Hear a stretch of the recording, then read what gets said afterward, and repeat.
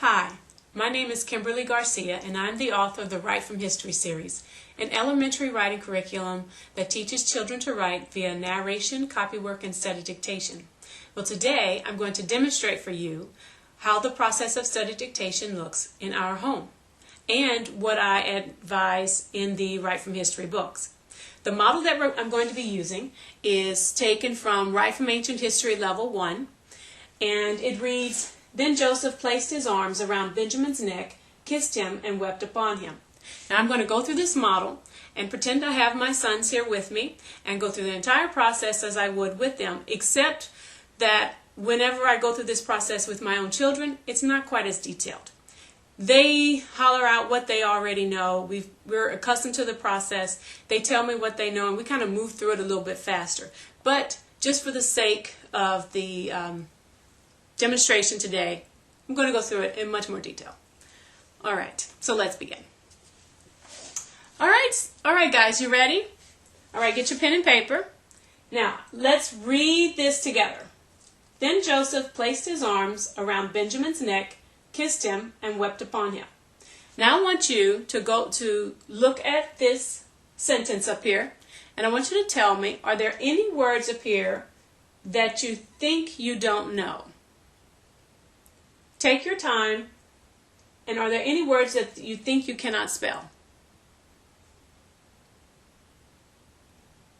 Okay, well, let's try. I'm going to step in front of here, and you're going to try to spell Joseph, okay? So I'm going to step in front of the word, and now I want you to write it down on your piece of paper. Okay, are you fit? Okay, great. Now, Joseph, how did you spell it? Wow, you did really good. You spelled it correctly. But tell me, did you capitalize Joseph? No, you didn't. Well, Joseph is a proper noun, and we always capitalize proper nouns. Proper nouns are the specific name for a person or a place or thing. So here we have Joseph. He's not just a man. His name is Joseph, so we capitalize Joseph. Okay, what else? What about the word placed? Can you spell placed? Now I'm going to stand in front of it, and I want you to try and write placed on your paper. Okay, are you ready? All right. Check. Did you spell placed? P-L-A-C-E-D? All right, great job. Now you realize placed, this is in the past tense, right? Because we added D. Really, it's ED we're adding, but you don't have EED, right? Okay, so we have placed. All right, you know how to spell his? Yes, okay. And what about arms? Right? Okay. What about the word around? Can you spell around? That's kind of a tricky one. All right, I'm going to step in front of it. Now I want you to picture it in your mind and write it down on the paper.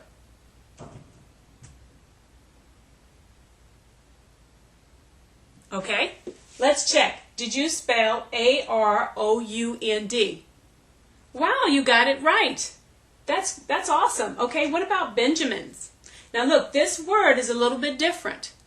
I want you to pay attention to this. It's not just Benjamin, it's Benjamin's. We have an apostrophe S.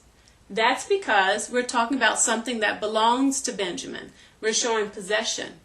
So like for instance, if we were saying Mark, your name is Mark, but we wouldn't say Mark's. We would say Mark's shoes. Your name is not Mark's. It's Mark, but we add the apostrophe S to show that those are Mark's shoes. Okay, so we're doing the same thing here. We're adding an apostrophe S to show that the next word belongs to Benjamin. We're talking about Benjamin's neck. Right, okay, so I want you to spell Benjamin's, not just Benjamin, but with possession, Benjamin's. Okay, I'm going to stand in front of Benjamin's. Now I want you to spell it. Can you picture it in your mind? Okay. Now write it down on the paper.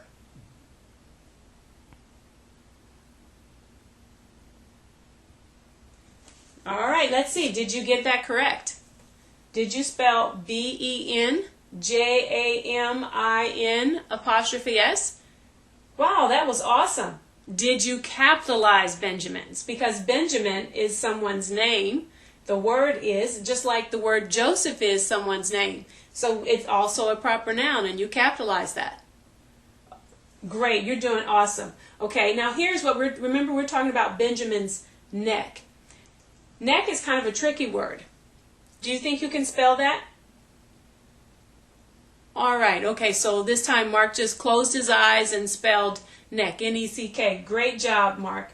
Okay, now we have the next word. We have kissed. Can you spell kiss? Yes, I know. Okay, so great. You can spell kiss. Do you know why we add the ed?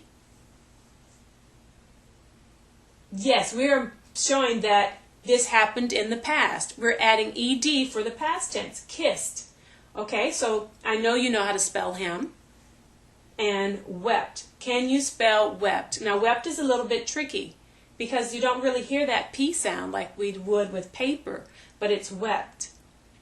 Okay, now I want you to look at the word, picture it in your mind, see if you can, focus on it, and now I'm going to stand in front of it and see if you can recall that.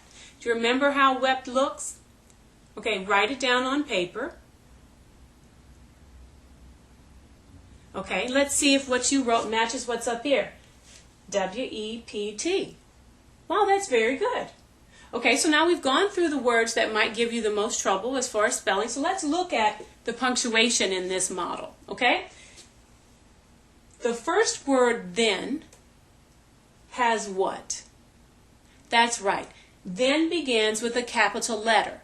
That is because the first word of a sentence begins with a capital letter. Okay? And we've already talked about Joseph. It's a proper noun, so we capitalize Joseph.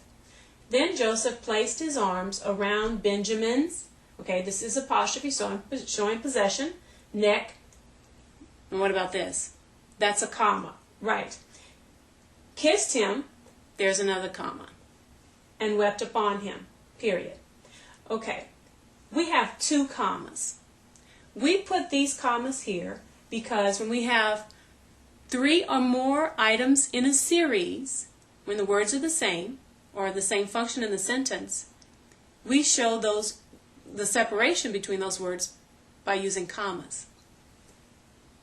Let's read the sentence again. Then Joseph placed his arms around Benjamin's neck, comma, kissed him, comma, and wept upon him. So Joseph is actually doing 3 separate things in this sentence.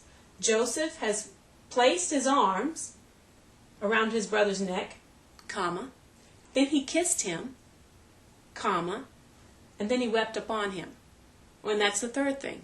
So we have the comma after the first thing, comma after the second thing, and then when we're about to demonstrate that it's the very last one, we put the word and.